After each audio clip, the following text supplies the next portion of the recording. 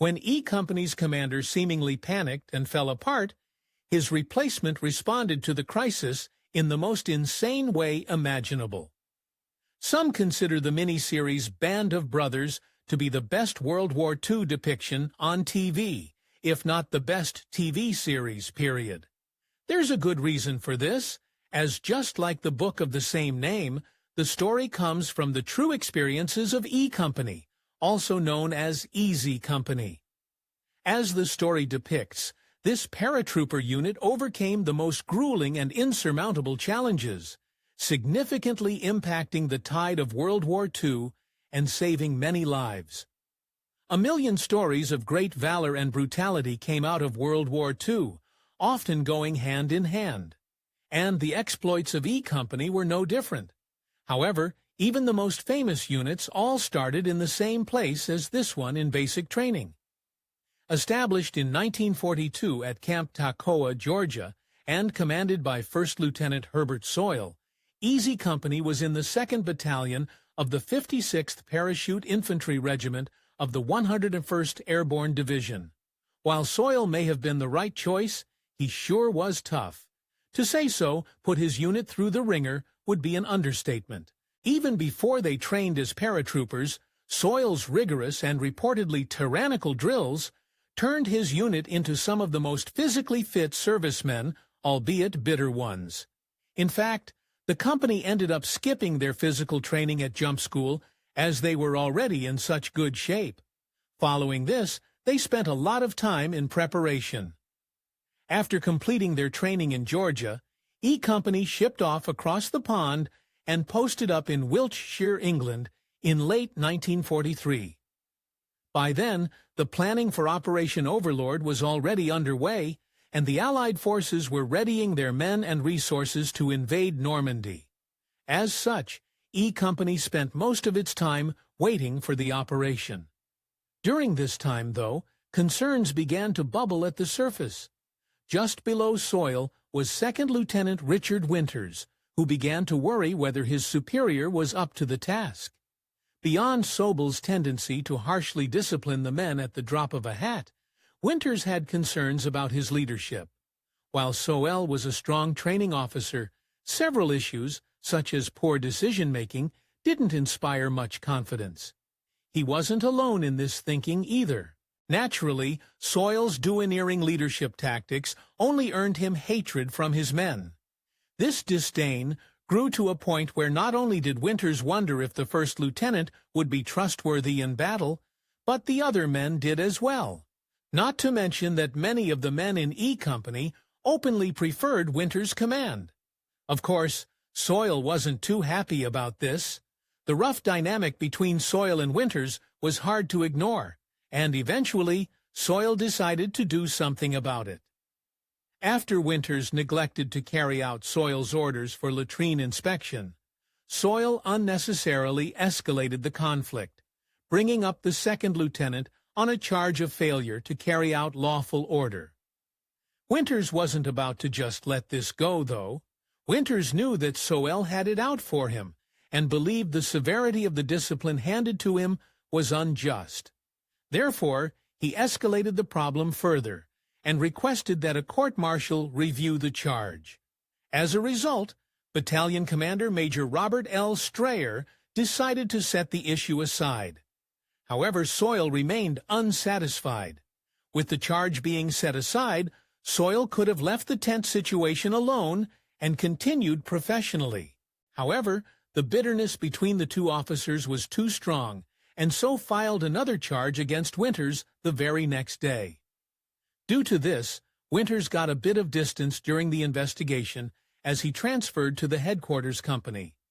Thankfully, Winters had his loyal supporters. The hatred of Soyle among Easy Company's men and their support of Winters didn't go unnoticed as the investigation into the charge went on. As it happened, a small group of the unit's non-commissioned officers came up with a shocking ultimatum. They threatened to resign if the higher-ups did not replace Soyle with a new commander. While this loyalty was admirable, not everyone viewed it that way. Although many believed the threat made by the NCOs was justified, it still amounted to an attempted mutiny. 2 platoon sergeants led this decision, and as such, the man who received this ultimatum, Colonel Robert Sink, punished them accordingly. He demoted Taryn Harris and Myron Rye to privates and assigned them to other companies. Still, he had heard their concerns. While he couldn't stand for the actions of E Company's NCOs, Colonel Sink also couldn't ignore the unit's major leadership problem. The men weren't shy about their complaints, and Soil's exaggerated charges against Winters did nothing to improve his reputation. So, Sink transferred Soil to a command position at a new airborne school in England. This eliminated the tense dynamic among the company's lieutenants. Ultimately, as with the first time, Soil's second charge against Winters didn't go much further than its investigation. Colonel Sink set the court-martial aside and allowed Winters to return to Easy Company, where he resumed his position as a lieutenant. Even through all this, Winters couldn't deny Soil's impact. Although the animosity between Winters and Soil was clear, according to Winters, it was much more one-sided than it appeared. He would later speak about how he never considered himself in competition with Soil and actually credited much of Easy Company's success to the rigorous training the first lieutenant had put them through. While Winters' humility and leadership earned him respect, he didn't receive command initially. Winters was back with his unit, but despite the respect and admiration the other man had for him, he was not granted command of it. In February 1944, as a replacement for Soil, First Lieutenant Thomas Meehan joined E Company as its new commander. Following their transfer out of Easy Company, former NCOs Harris and Rye became pathfinders. This meant they would be among the first on the ground during the Normandy invasion, which Rainey wasn't happy with. Just 5 days before the mission, thanks to his writing to Winters and asking to return, Rainey transferred back to E Company. But perhaps, if he knew the horror that awaited him, he might not have been so eager.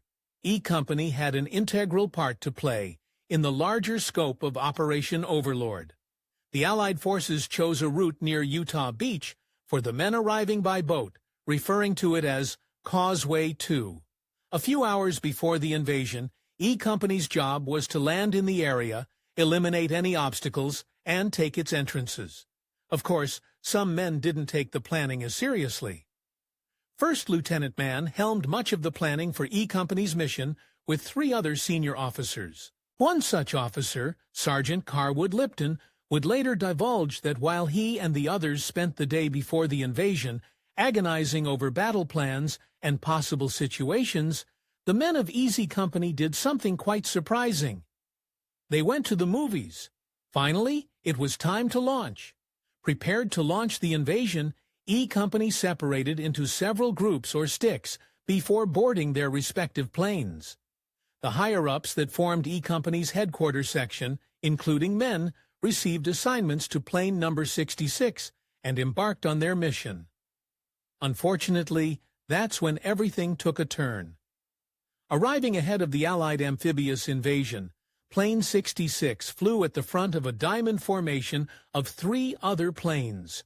Horrifically, their formation broke when anti-aircraft fire over France hit number 66, causing the plane to collide with a hedgerow. A devastating explosion followed, and tragically, there were no survivors. Fortunately, the other planes were more successful. The 3 other aircrafts in Plane 66 formation carried several other company members, one of whom witnessed the crash firsthand after jumping out of Plane 69. Easy Company's 2nd platoon member Ed Mouser had his perspective turned around when the forces of the plane's propeller blasted him in the face, causing intense whiplash but giving him a chilling view of Plane 66's sad fate. This unfortunate event led to a change in leadership. Despite not witnessing the plane crash, and therefore not knowing that First Lieutenant Mann had perished, Winters knew his superiors were at least missing. As the highest-ranking officer present, he took command of Easy Company as they gathered and pushed forward into Causeway II. Then they proceeded with the mission. D-Day was underway, and amid the chaos of everything, Winters had become the de facto leader of his unit, and received Easy Company's next order.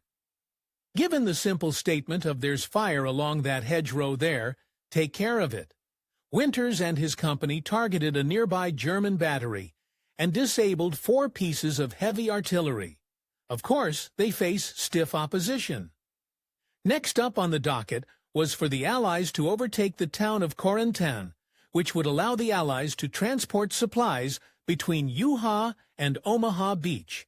Of course, the German forces weren't ignorant of this tactical advantage, so they made the town's defense one of their top priorities. Naturally, the Allies ran into some stressful issues, beginning 4 days after D-Day. The Battle of Carentan lasted from June 10th to the 14th, during which E Company's advance on the town slowed due to a deadly ambush. Having made serious headway in their mission, E Company and 2 others were heading southwest outside Carentan on June 12th, when enemy fire stopped them in their tracks. All of a sudden, things got worse. E Company and its allies scrambled to defend against the German surprise attack, something which soon became all the more difficult, joining the fire of the enemy squads. The companies then had to deal with the added tank and mortar barrages. However, all they could do initially was dive for cover.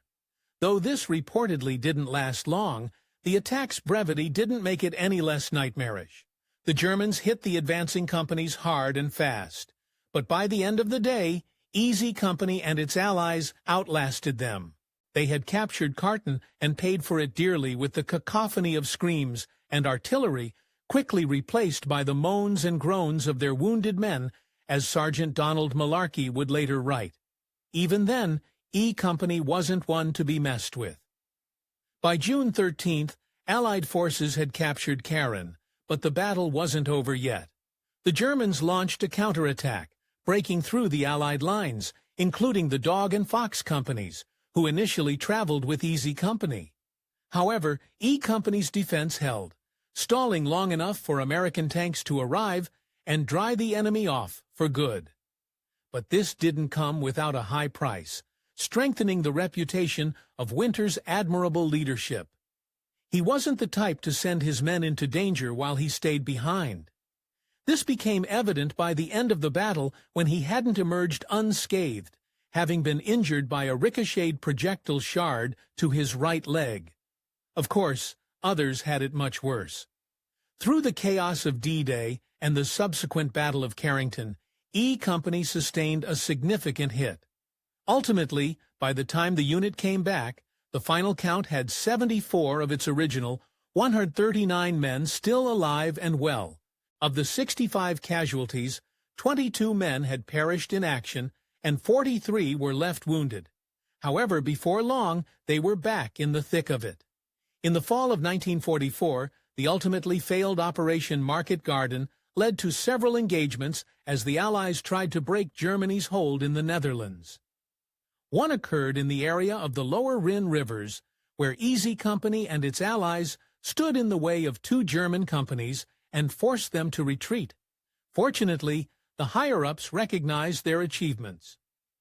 Although the 2 routed German companies later revealed themselves as part of a diversion, E Company still successfully pushed back an enemy force of 300 men. To commemorate their daring act and skillful maneuver against a numerically superior force, Colonel Robert Sink issued a citation for their gallantry in action. Their exploits didn't stop there, though. Also, as part of Operation Market Garden, the Battle of Arnhem occurred in September 1944, at the end of which the Allies lost. This resulted in thousands of British and Polish paratroopers being captured, while over 100 remained stranded and in hiding behind German lines. The following month, the Allies devised Operation Pegasus to rescue them. Unfortunately, they had to do so under the cover of darkness. After crossing the lower Rhine on October 22nd and meeting up with the stranded men after nightfall, a group of Royal Engineers and American paratroopers brought them back to the river for extraction. Despite them being several hundred meters upriver, a patrol of Easy Company men and engineers spotted their V-shaped torch signal. launching their boats immediately. It was mostly successful. After 20 minutes, E Company reached the enemy side of the river and headed upstream. There they met the group of escapees, now including several Dutch civilians and a group of turncoat Russian men. E Company helped nearly everyone evacuate across the lower Rhine, except for one Russian man who the Germans unfortunately captured. Still, their most miserable battle was yet to come. In what was America's largest and bloodiest single battle in World War II, the Battle of the Bulge lasted from December 16, 1944 to January 28, 1945. Initiated when Germany launched its final major Western Front offensive, they took the Allies by surprise, now spread out between Belgium and Luxembourg. Of course, they didn't account for such strong resistance. To reach the roads, integral to their campaign success. German forces advanced near the village of Bastogne. Fortunately, Easy Company was in the area and received orders to hold their position and halt the enemy's progress. Despite their diminished food, ammo, and warm clothes, they did not falter. When the time came, EMP went on the offensive themselves. A month later, the Allies had already proven that Germany was on the losing end of their campaign. E Company received orders for the next step in the Allied counterattack, capturing the nearby town of Foy, Belgium. This effort was under new leadership. Under new command by Lieutenant Norman Dyke, Easy Company began its assault on Foy at 9 a.m. As the rest of the unit advanced, Dyke ordered the 1st Platoon to head left. Unfortunately, seeing as the 1st Platoon had no radio, Dyke couldn't communicate with them without yelling for them to come back. Then things started to fall apart. While the 1st Platoon separated from the pack, the rest of Easy Company tried to advance upon the town until they came under heavy fire from the Germans. Lieutenant Dyke then ordered his men to stop and take cover, which might have been a good decision if there had actually been any substantial cover around them. Of course, his men weren't shy about their objections. Seemingly, everyone in E Company realized that staying put while Germans fired at them was a bad idea, except Lieutenant Dyke, so his men tried to convince him to continue the advance on Foy, as continuing to take cover like sitting ducks would likely lead to all of them quickly losing their lives. It wasn't just them who felt this way. The lack of progress during E Company's assault on Foy got the attention of Winters, who, although not in the middle of the battle, was now acting battalion commanding officer, validating the protest from the other men. He immediately contacted Dyke via radio and ordered him to continue pushing forward. Dyke's response, however, was diabolical. Instead of ordering the rest of E Company to resume their advances as Winters commanded, Dyke called the 1st Platoon back and told them to go around the town and flank it. Following this, he allegedly lost all sense of command or stability. After finding cover, he just shut down, freezing in place. However, according to another witness, he only stopped because he sustained an injury. Regardless of why, they needed a change. Not only was Easy Company now pinned down under German defenses, but 2 other companies were waiting to advance on Foy from different directions. Realizing that Dyke was no longer fit to command the E Company, Winters took him off the front line and replaced him with Ronald Spears. Immediately, he showed his quality with his actions, shocking the enemy. Now, under new leadership, and with the men eager to get on with the mission, the other companies needed to know the orders to move into Foy. However, Spears couldn't radio them, so he put his own life on the line. Without hesitation, he ran straight into the town, through the heavy German forces, and met up with the company on the other side. But that wasn't all. After delivering the new orders and risking his life in a seemingly impossible feat, Spears did it again. Sprinting back through the town and German defenses, he returned to Easy Company. As First Sergeant Lipton would later state, Spears only survived because the Germans were too stunned by his feat to pull their triggers. Understandably, this action didn't go unnoticed, showing an incredible ability to keep a level head under pressure and lead by example. First Lieutenant Ronald Spears demonstrated that he was a born leader. Following the assault on Foy, his superiors reassigned him as Easy Company's commander, and he continued to hold that position for the duration of World War II. Of course, he wasn't the only one to make a difference. When all the dust and smoke cleared, Easy Company and its allies had driven the Germans out and captured Foy, contributing to the larger victory. By the end of the month, when the Allies stopped Germany's campaign in the Western Front afterwards, they just kept going. Now that the Allies had pushed Germans' offensive back, it was time to take the fight to the enemy. With boosted morale and renewed monument, Easy Company joined the rest of its regiment and advanced into Germany. Ultimately, the 101st Airborne Division, to which Easy Company belonged, received a citation for its actions.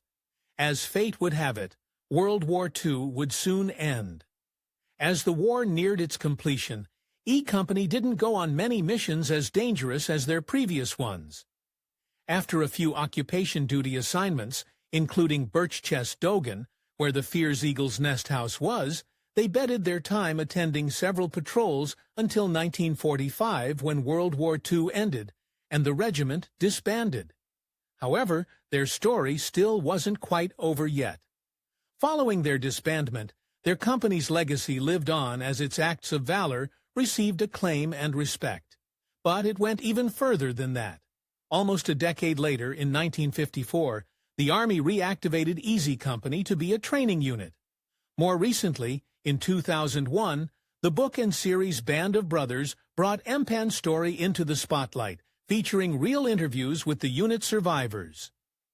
Thanks for watching History Expose. If you love uncovering the best stories in history, hit like and subscribe to keep exploring with us. And don't forget to visit our main page, Factinate, for more amazing facts about everything.